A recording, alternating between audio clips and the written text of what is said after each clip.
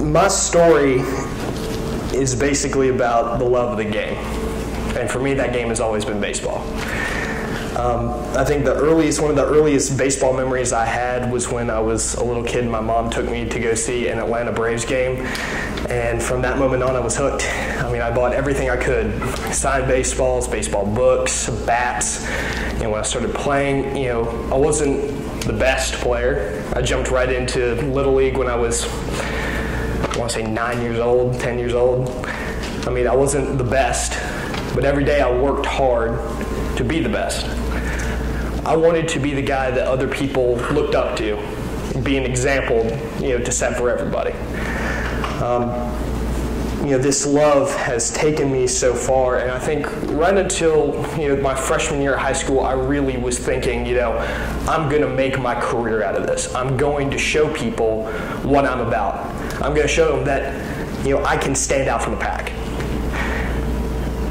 And it was that thinking that drove me to practice every day, drove me to the games, wanting to be the fiercest guy I could.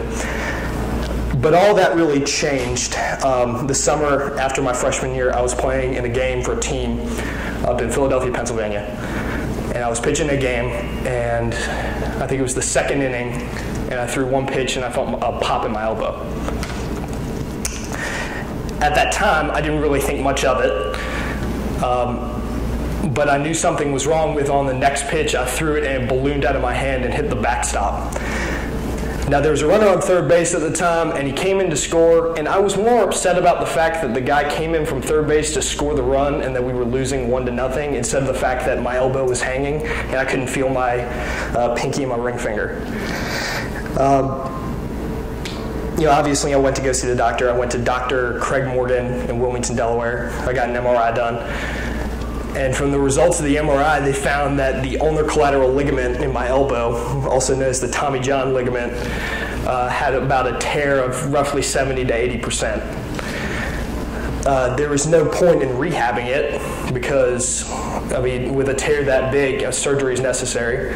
So on September 23rd of 2013, I had Tommy John surgery at 15 years old. Now for me, only big league guys got Tommy John surgery. You never hear about someone who's, you know, 15, 16 years old having to go through that sort of rehab, go through that sort of traumatic injury. And I think in the end it's a blessing in disguise because I learned a lot about myself. And that's what I really wanted to share with you right now is some of the things that I learned about myself, about the game of baseball, you know, in this time. Number one is that you got to have the right people around you. You got to have it. People who are good and who are going to stick with you no matter what. They will be the people who ultimately get you to where you want to be. No matter what, you can't have a bad influence in your life and try to strive for something that, you know, is so great and so important.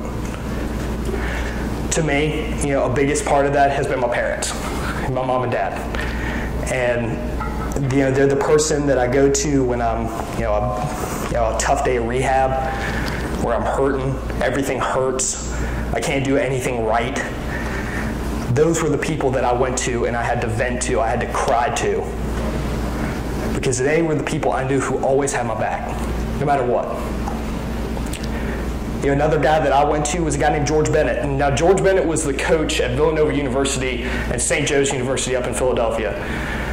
I called him every day, and to be honest with you, I don't know how the man put up with me in the end because, I mean, I would just go off about, you know, I'm never going to make it back. I'm never going to be the same. I'm never going to be that guy, you know, who gets to step on a big league field. And that really hurts, you know, to have to say that, especially with a guy who always had my back from the time I was 8 years old. He was the guy who pushed me to believe again. Believe in myself. Believe in the fact that baseball will always, you know, take care of little mistakes. It will always drive you forward. And that to me was more important than anything. I think second of all, you gotta stay really positive. Now I'm being a little bit of a hypocrite by saying that because when something goes wrong, I like to shut myself out. I want to deal with it on my own. I don't want other people to try and come in and fix it. I don't like to ask for help. I'll be the first person to admit that. By staying positive, though, you allow other people to come in and join your life, especially when you're on a hell of a journey like I was. And you know, being positive will affect everything. If you're negative about going into physical therapy, you know, at 9 in the morning, you're doing all your shoulder exercises, all your hip exercises, you know, starting to throw again. If you're not positive at the fact that, like, hey, I'm throwing again. I'm on my way back. I'm not, you know, I'm not doing anything anymore. I'm on my way back. I'm actually getting something done. If you're not positive about that, you're not going to make it anywhere, and you're not going to come back. And that for me is so important, is to stay positive. It's something I've had to work on for a long time. But you know what? Now more and more, I'm starting to see the results of being positive. And third of all, you gotta stay prepared. You gotta stay prepared for everything, because things will hit the fan at some point. And I don't want to say the other word because, you know, we are doing a TEDx event and I don't want to be that guy. You know, I mean, you gotta stay prepared for everything. Whether it's, you know, making sure you're doing all your exercises, making sure everything's, you know, together in your rehab, making sure you're fulfilling every step for when something does go wrong, you can come back from it even better. Those were the things that I learned. And, you know, I came back from it.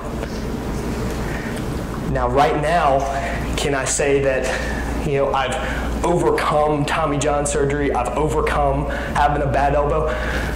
I'd be lying if I said that I was.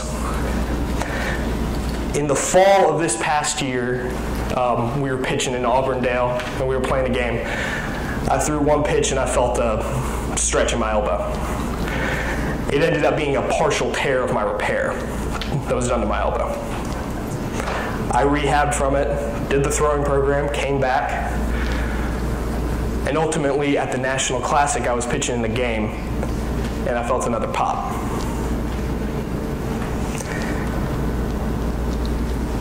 I dragged myself into a very dark place after that. I wanted to quit. Because baseball, I'd given so much to the game, and the game had taken so much away from me. And, you know, I talked with a lot of different people about it, about what I need to do. You know, I'm going to go see Dr. Andrews in Pensacola on May the 6th, and we're going to figure this out once and for all. But I believed in myself again when I went to Dan Simons' office. Dan Simons is the director of the Baseball Academy. I walked into his office and I said, Coach, it's been a wild ride the last 2 years, and I know that you may be afraid that I'm going to quit or I'm going to leave, but I'm telling you right now, I don't give a damn what anybody says. I'm coming back from this, and I'm going to be better than ever. I don't care if I get hurt again, if I have to have another surgery, whatever it is.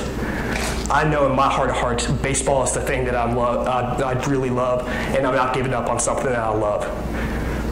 And it's been my whole life, and I get emotional about it. But if you don't get emotional about something that you love, you don't really get emotional about anything. I want to thank y'all for listening to me. I appreciate it.